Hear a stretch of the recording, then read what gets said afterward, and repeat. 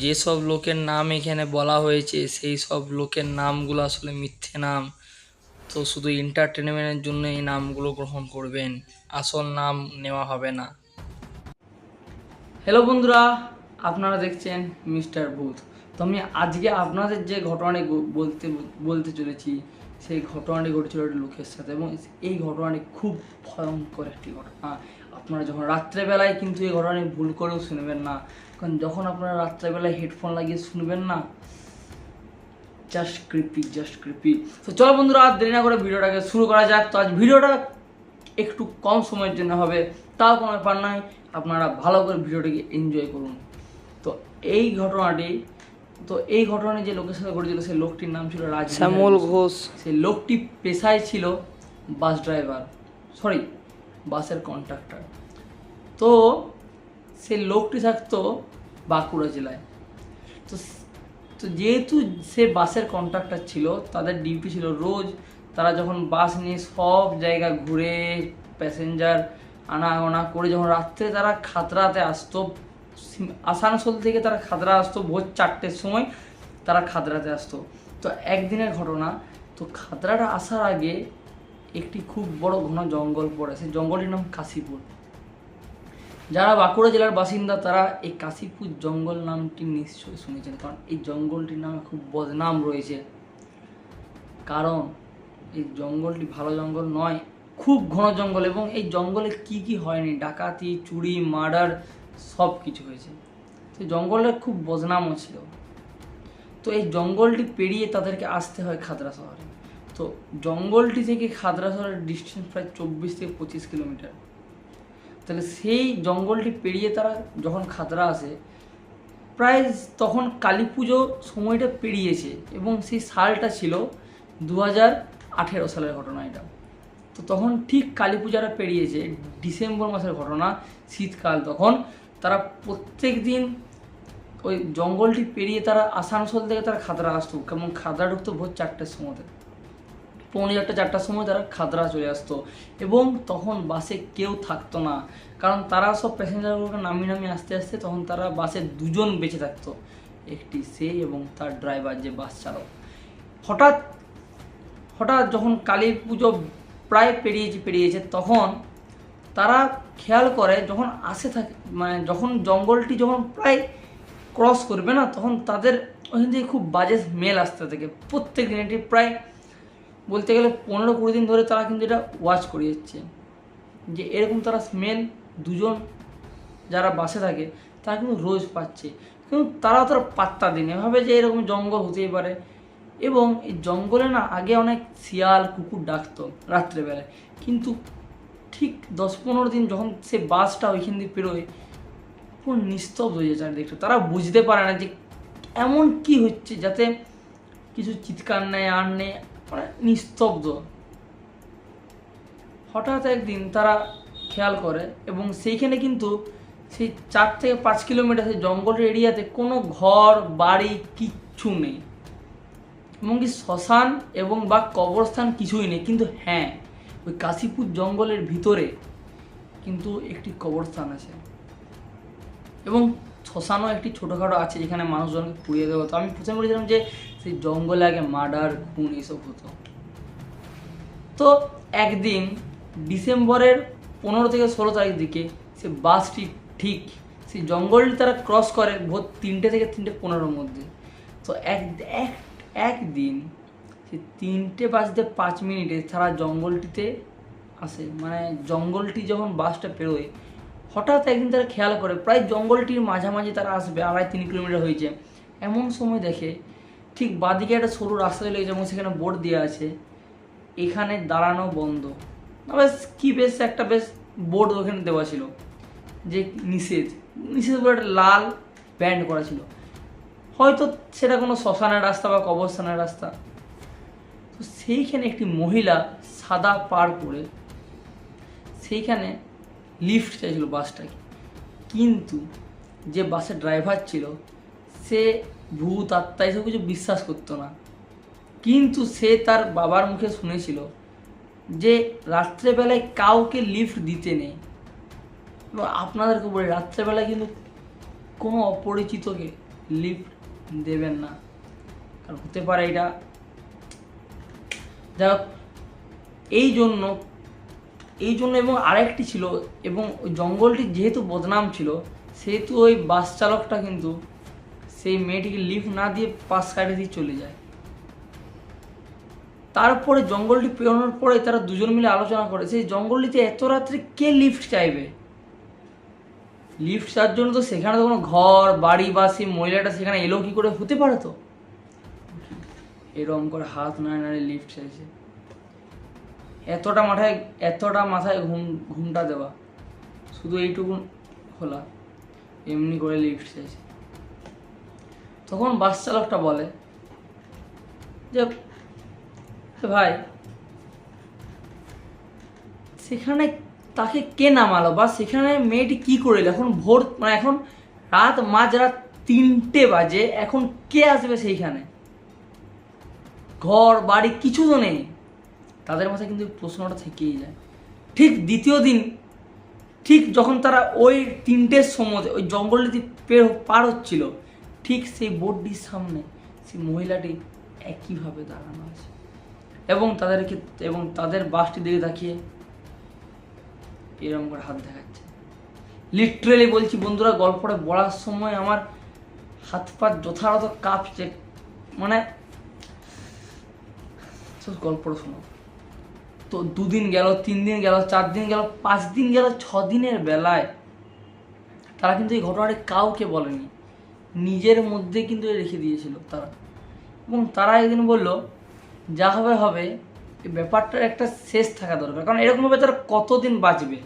তো তাদের তো এই রুটটা তো ডেলি রুট, এবং তাদের সাথে তো কোনো প্যাসেঞ্জারও থাকে না অত বড় বাসে। তো একদিন তারা বলল লিফট দিয়ে দেখি, হয়তো চোর ডাকাত হবে, আমরা দুজন আছি, ও একা আছে, কি করে নেবে। তাদের মাথায় কিন্তু স্ট্রাইক করেনি যে এরকম ভূত আত্মা প্রেত এইসব, ওরা কিছু মাথাতেই আসেনি, এরকম যে ডাকাত চোর ওর মেয়ে হতে পারে কোনো ইন্টেনশনে, খারাপ ইন্টেনশনে। তো চলো লিফট দেওয়া যায়, বড় যত চুরি ডাকাতি করবে না, আমরা তো দুজন আছি, কে করে নেবে, চলো তাই হোক। 6 দিনের বেলায় তখন বাজে 2:45, সেদিন বাসটা একটু তাড়াতাড়ি চলে এসেছিল। সেই মেয়েটিকে দরজা খুলে দিল, সেই মেয়েটি যথারত উপরে চলে আসলো। সেই মেয়েটি সঙ্গে সঙ্গে বাসে ওঠার পরে পিছনের দিকে চলে যায় এবং পিছনের সিটের আগের দিকে বাঁ দিকে বসে পড়ে একা। তো বাস ড্রাইভারটা এবং যে বাসের কন্ট্রাক্টর সে চোখাচোখি করতে থাকে যে হোয়াট হ্যাপেন্ড, কী হচ্ছে। সেই মেয়েটিকে তারা অনেকবার জিজ্ঞেস করেছিল যে তুমি এখানে কেন একা দাঁড়িয়ে থাকো, কেন লিফট চাও, তোমার কোনো খারাপ মতলব আছে নাকি, পুলিশের কাছে যাব, তোমাকে এখন কোথাও নামতে দেওয়া হবে না, পুলিশের কাছে নিয়ে যাব, তোমার নাম কি, এইসব এত জিজ্ঞেস করে, কিন্তু মেয়েটির মুখ দিয়ে কিছু উত্তর বেরোয়নি। এবং সেই পাশের কন্ট্রাক্টরটা বারবার ঝুঁকে ওর মুখটা দেখার চেষ্টা করছিল, কিন্তু কিছুই দেখতে পাচ্ছিল না। এবং আপনারা ভাবুন, যদি ভোর 3টে বা রাত 3টের সময় যদি আপনাদের কাছে কেউ লিফট চায়, তাও আবার সাদা ঘুমটা দিয়ে, 1 দিন 2 দিন রোজ, এবং সেখানে 5-6 কিলোমিটার শুধু জঙ্গল, শুধু গভীর জঙ্গল, সেই সময় কী হবে। তো তারা খুব সাহসী বলে ওইরকম বসতে জায়গা দিয়েছে।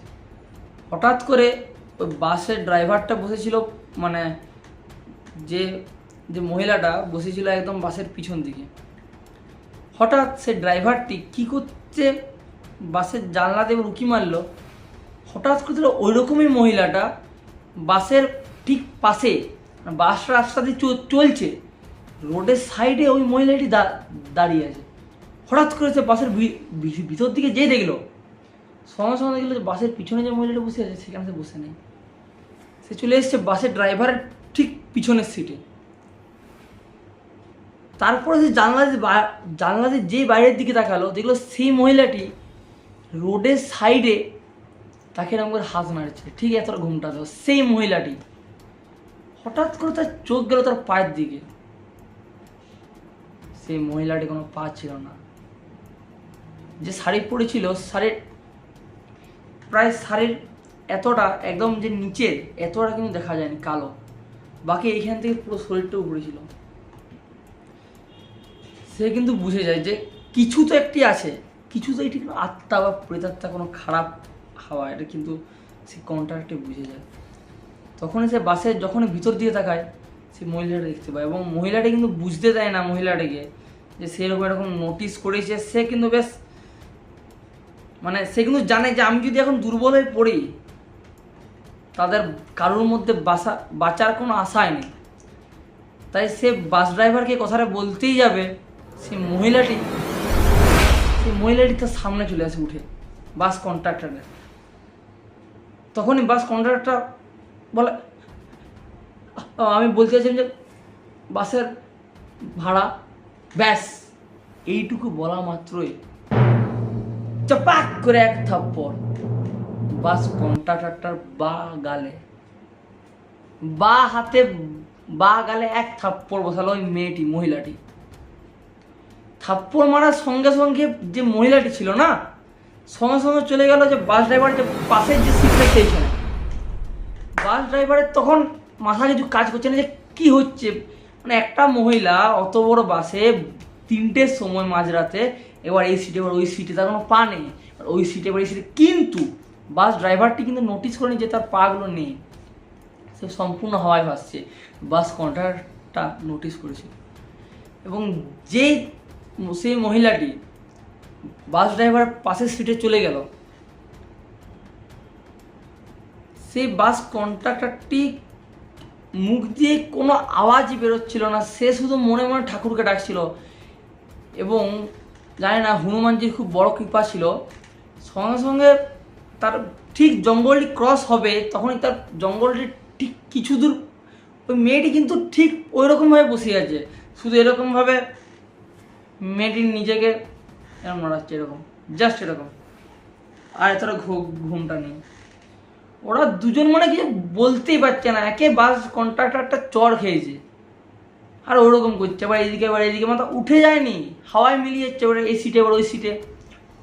ঠিক জঙ্গলটা পার হবে তখন এটা ওইদিকে হনুমানজির পুজো হচ্ছিল, ঠিক হনুমানজি নয়, শ্রীরামের পুজো হচ্ছিল, এবং সেখানে হনুমান চালিসা বড় বড় বক্সে বাজানো হচ্ছিল কিছু দূর থেকে।